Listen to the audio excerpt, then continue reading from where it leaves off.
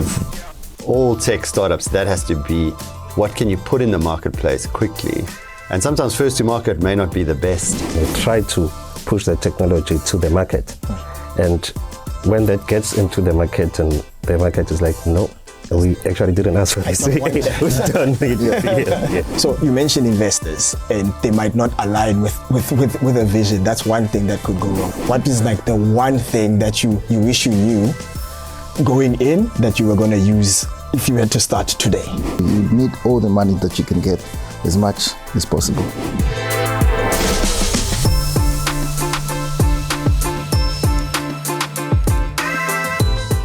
Hello and welcome back to the Coding Culture Podcast, the podcast all about technological innovations, cutting edge practices that drive our digital landscape. Today I'll be joined by a panel of experts that will be taking us through their journey in entrepreneurship, giving us the do's and the don'ts of what to do in a tech startup. I'll be joined by Michael Collins, the general manager at Bet Software. With over 25 years of experience, he is key to keeping Bet innovative. I'm also joined by Moffat, founder of Designative. He's done and worked on a lot of projects at Bet Software and is a trailblazer in the space. We are also joined by Philani. He is also a founder of Wavesoft. They do everything from website development to cloud-first solutions. Welcome to the podcast, gentlemen. Thank you. Thanks. Nice to have you, and I really hope that we'll be learning a lot from you guys here. I think we'll kick it off with, when we say a tech startup, what is it and what is the difference between that and any other small business or business model out there? Here we go.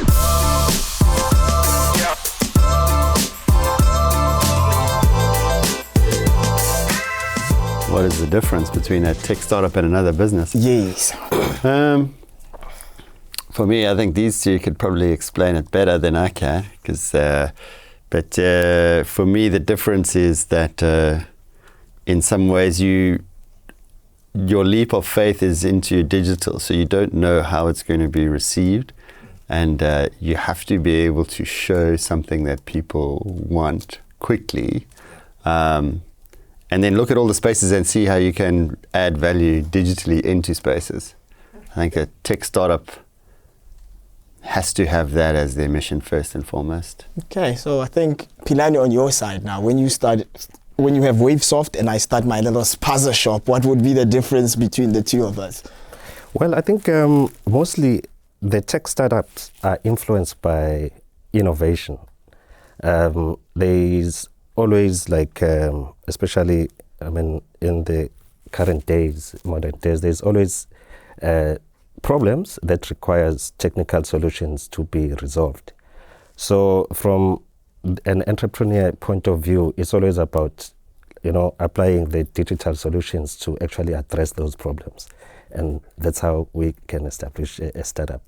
Meanwhile, on on other businesses like the retail, your manufacturing and other nature of businesses, they are just mostly adding on platforms that are already in place.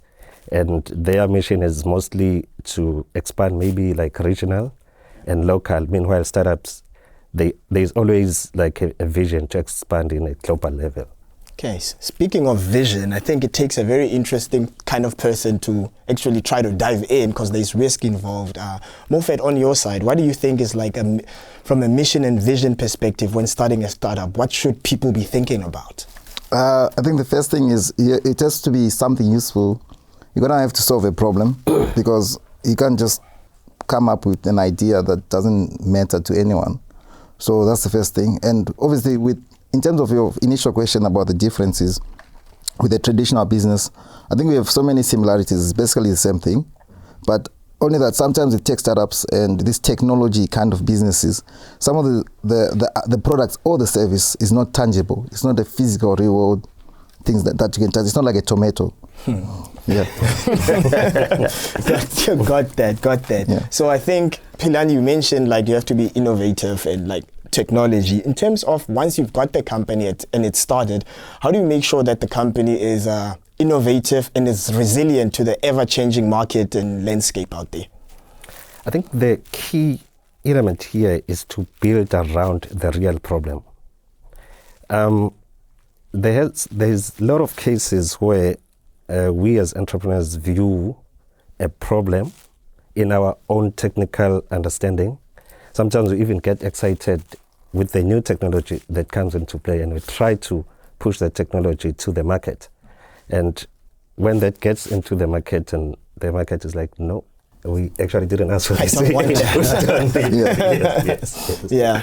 Okay, that's very interesting. And I think when you walk around tech circles, you hear topics like MVP, and I'm not talking about the most valuable player here, but you hear MVP, product market fit. Akil, maybe can you just take our viewers around what is an MVP and why it's so important when you're trying to start something? So I think an MVP, as described in the tech space, is the minimum viable product. So basically what we all want to do is the return on an investment. I think what is different to a traditional vendor of some kind of retail thing is that the supply chains are so established that the return on cost is calculated quite quickly, versus for a tech startup it could be 1, 2, even 3 years to actually get something to market. So the key here is to get what we call a minimum viable product, something that people can use, and to immediately start seeing some kind of income back into the business, because only through that income can you grow and start adding on to the product. So you create a minimum viable product that people can use and work with, and then you expand on that going forward. If you look at the likes of say like an Amazon, they started off selling books. That was their initial scope, and from then grew into selling everything.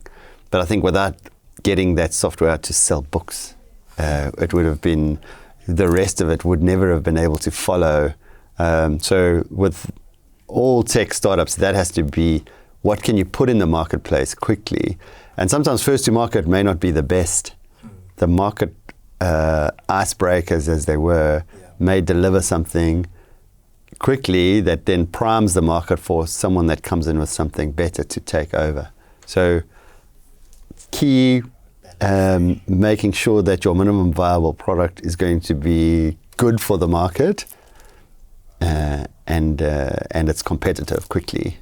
Very interesting. You mentioned like 1, 2, possibly even 3 years there. So in doing that, there's clearly there's financial implications to this, like buildings, software, people. So when it comes to raising capital, I think, Moffat, let's talk about capital. It's key, clearly, in order to be able to start up and being able to do certain things. Is there such a thing as raising too much capital too early?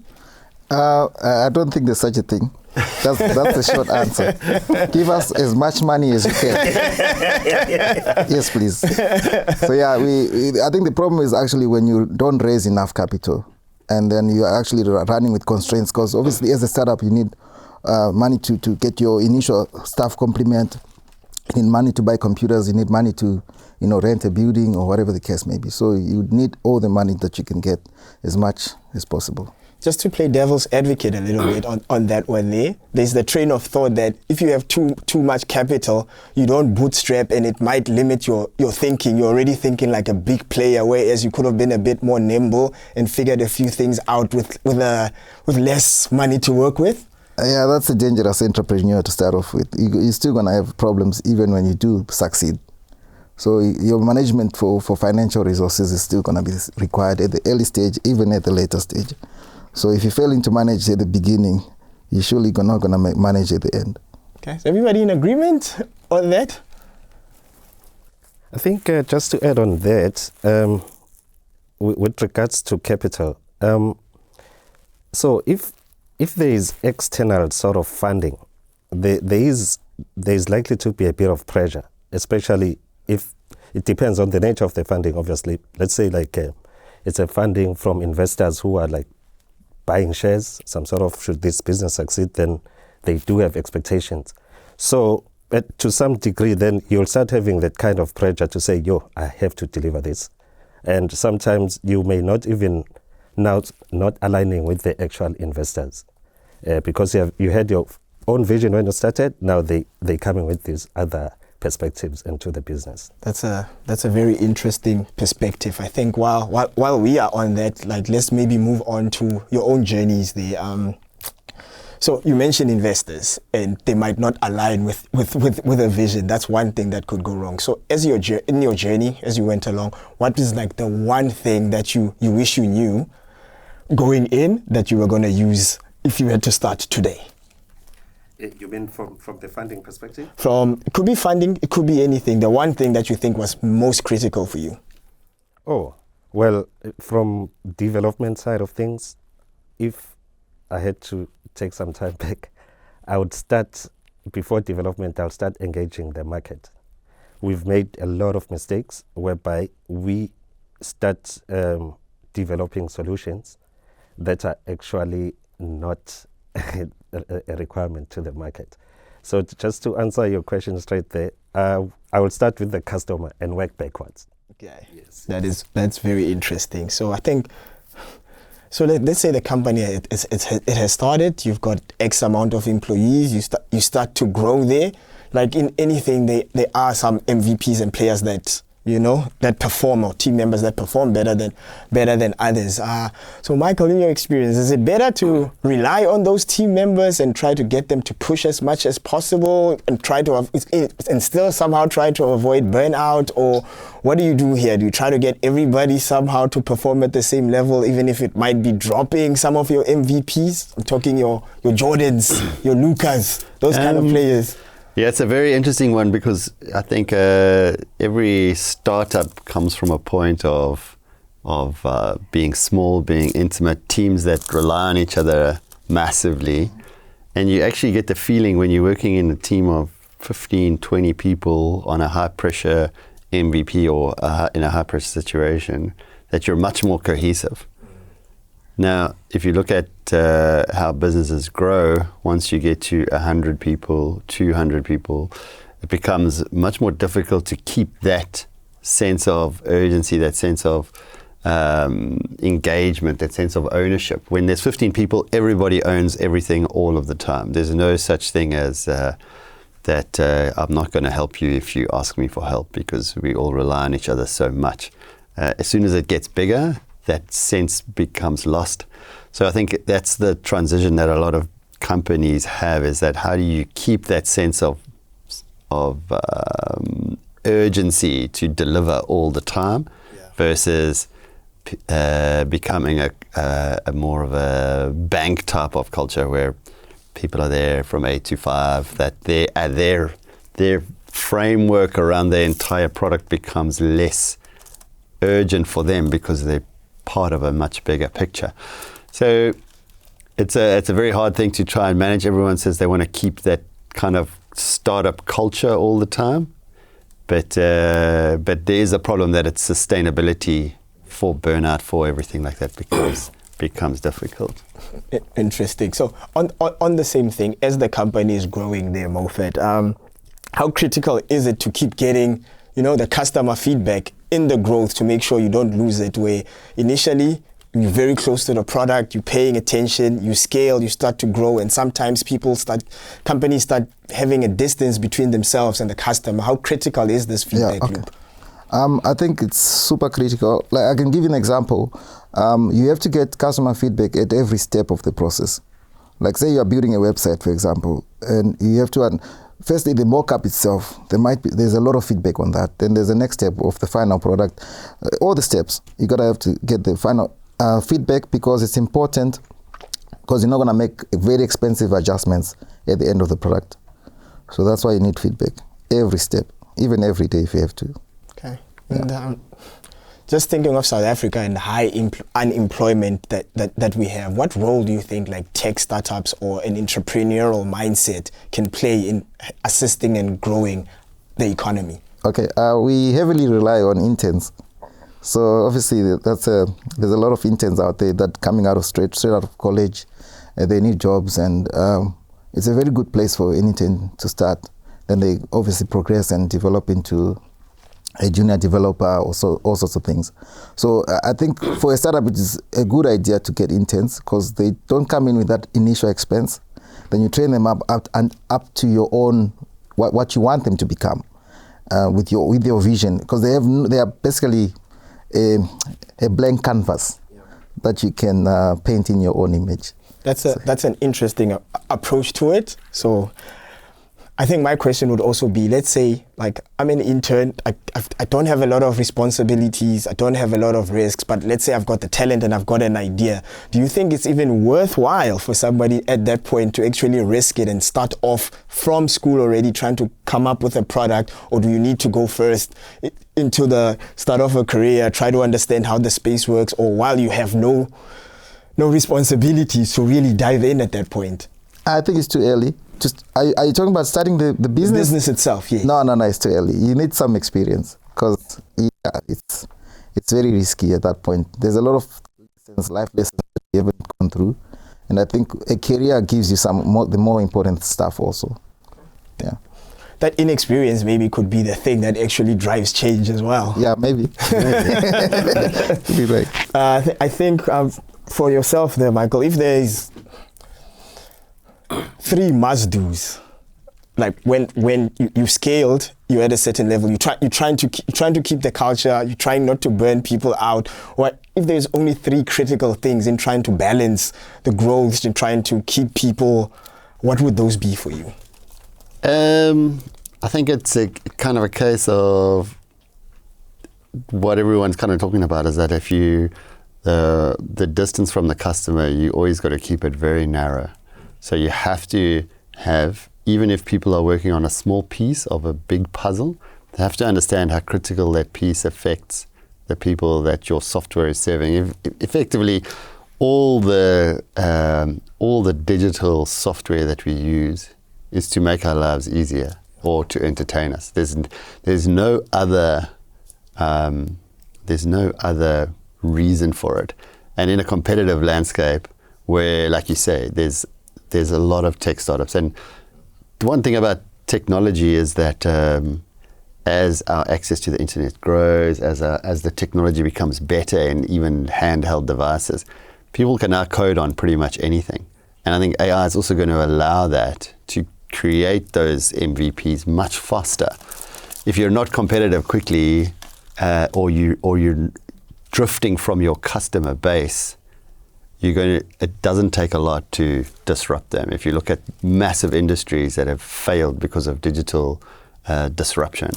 But to answer your question, keep them close to the customer, make sure they understand what their customer is doing, how they are helping the customer, the overall customer journey, because at the end of the day, the person that's buying the subscription or depositing money into your accounts, that's the person you have to keep satisfied. That's definitely the case. So Philani, we spoke AI a little bit at the beginning now. In terms of your startup itself, how are you leveraging AI? In which parts of the business are you leveraging AI? Is it all hype? Has it assisted you in anything? Oh, definitely. I was actually looking at how we do things now compared to how we used to do things back in the days. Giving away your age already? Yeah, so it does help a lot in terms of simplifying tasks. For an example, we used to rely on Google a lot. On Google there will be a bunch of answers that you are actually... I was more of a Stack Overflow guy, but okay. Correct, yes. We all coming from that state. Yeah, and you rely on page 1. If page 1 is not giving you the answer that you actually want, by the time you get to page 2, you're already kind of discouraged, But with all these tools available nowadays, it really helps a lot to just get straight to it, So it's really helpful. I mean, today I think we're doing stand-ups with the team. We're writing asked the team member to write a user manual. They had no idea where to start, and there was only one way to get out of it. And just use these AI tools, and it will give you a guidance on where to start. But should it have been not there, then yeah, it would have been quite a lengthy process to achieve. Yeah, so it adds a lot of value.